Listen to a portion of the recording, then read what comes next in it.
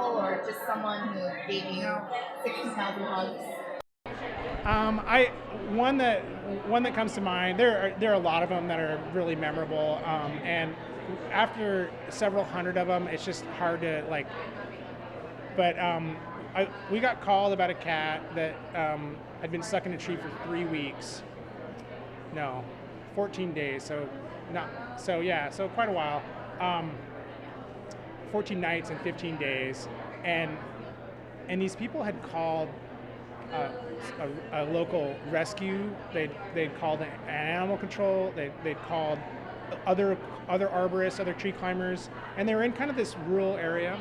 And when we found out about it, somebody posted it to our Facebook like, "Hey, this cat's been stuck for 14 days."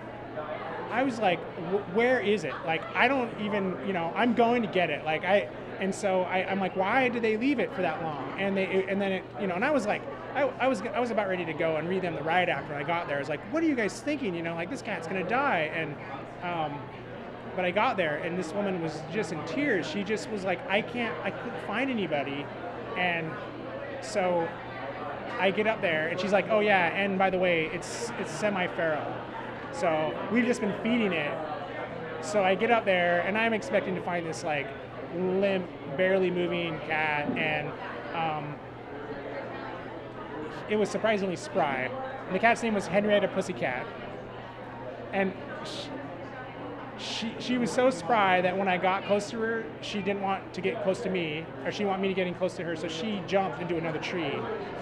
So I had to swing over to this other tree, and it was getting dark, and it was raining, and yeah, she let me get her. She let me touch her, and I felt like, oh my gosh, this is like, she must be really desperate, because not that I'm whatever, but yeah, I got her down, and I remember handing her back to her owner, her person that was caring for her, and it was like, so emotional, and I was like, this is why I like doing this.